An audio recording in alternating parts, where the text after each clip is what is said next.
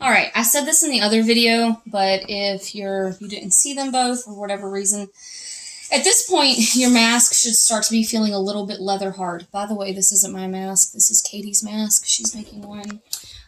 So you can take your sponge and just add water to it. We're going to start carving our designs and adding our designs into them starting on Friday.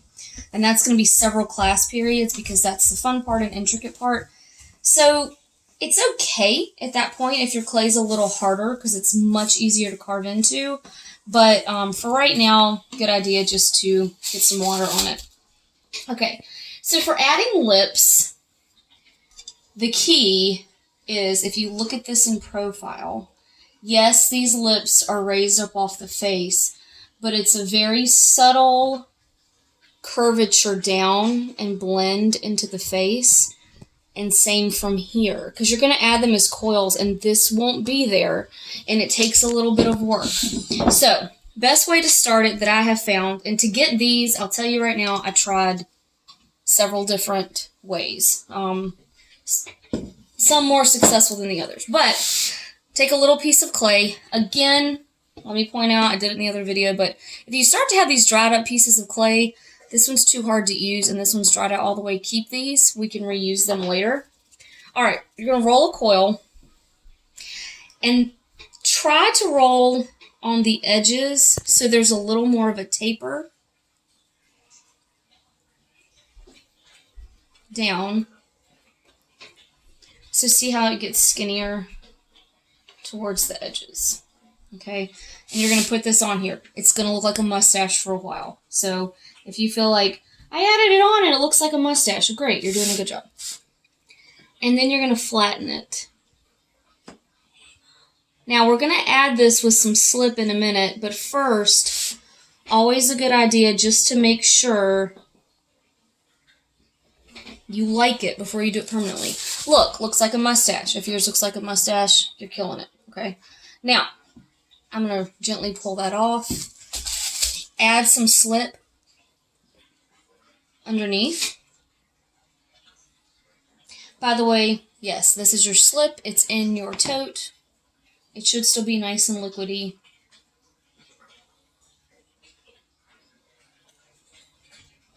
Now we're going to add this on.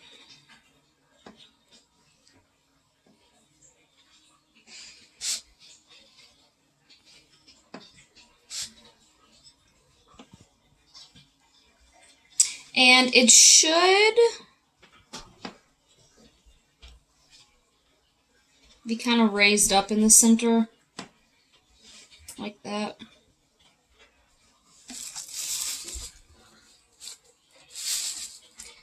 And with that slip under there, if you need to slide it or whatever to make it symmetrical, you can. Okay, now we gotta do the bottom one. Don't worry, it will look nothing like this when it's finished. Now this coil probably needs to be smaller, so you can go ahead and roll one out, and then if it's too long, you can just trim it. And same thing here. Try to do your ends a little more tapered.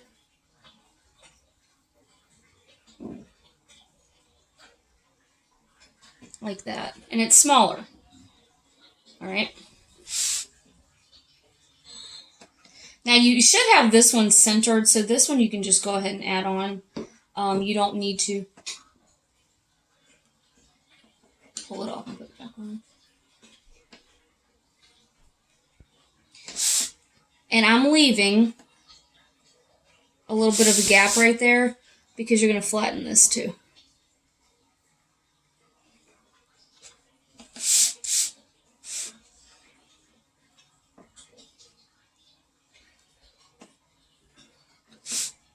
Now your mask should look ridiculous, like a Botox accident.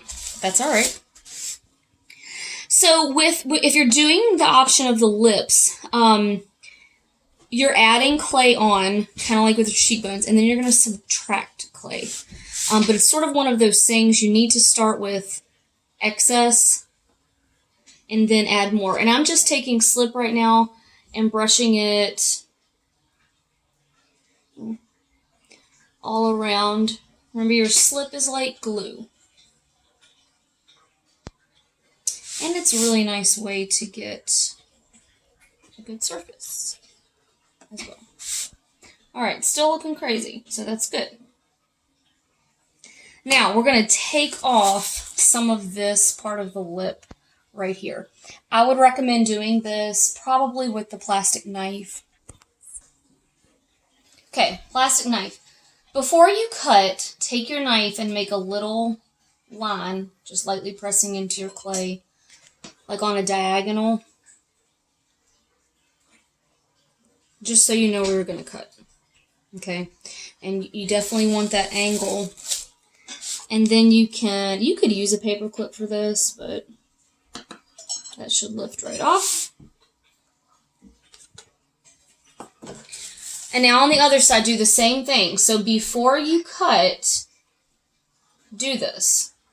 That way you can start as symmetrical as possible. I can tell my top lip isn't totally symmetrical, but I can go fix it. Because right now, if I screwed that up, I could just smooth it over and not worry about it. Should come right off. Okay.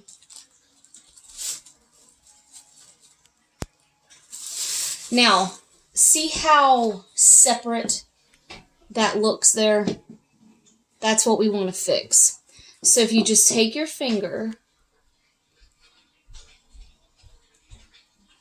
and make this more rounded, more natural, you'll get a much more natural look. It won't look like I rolled some coils and stuck them on for lips. It'll look like it's part of the sculpture, part of the face, as opposed to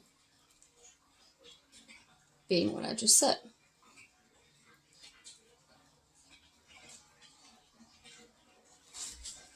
And keep looking at it from the profile, because remember, you know, it needs to stick out, but it needs to be subtle. Okay, now I'd say that's good for the bottom lip. Remember, we do want a line here.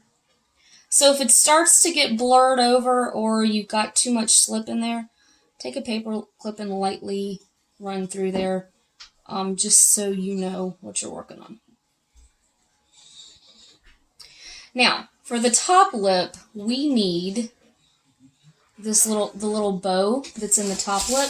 So I don't know if you can see it on mine because it's right here. You know where the top lip has the little philtrum. Thanks, honey. It's called a philtrum. It's right here. So we have to add that. So what I would do, you kind of want to cut out a little V, maybe here, and just remove that. I hope that detail shows up. And use your paintbrush, smooth it away a little.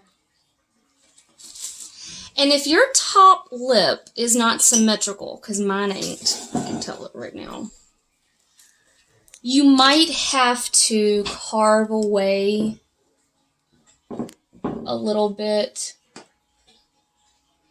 And this glare is really tough for me. That's not bad now. Okay. When it gets like that and you can't see it very well, take a little bit of water on your paintbrush and just smooth everything out so you can tell what's going on, because it'll get a little squirrely and hard to see.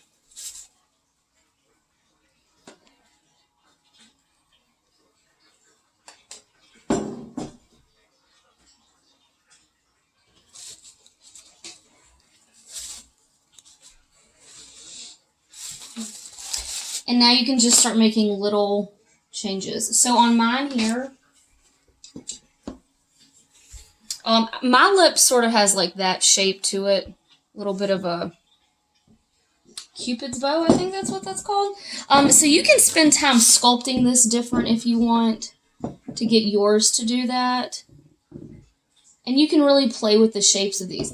This is why the lips, in my opinion, can be a little more time consuming. They're not necessarily harder.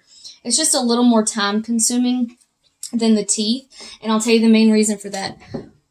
We are used to looking at people with lips. We just are, because last time I was looking around, I ain't seen anybody walking around with just skeleton teeth. And so this is a little more something you're used to experiencing in real life. And everybody's used to experiencing in real life. So when it looks slightly off, you can tell it. So it just takes a little more manipulation if you want to do that. If you want to do the lips. Because then remember, probably what you'll do with paint is you'll be coming over here, extending this line out. You'll do the teeth, like you would a face paint.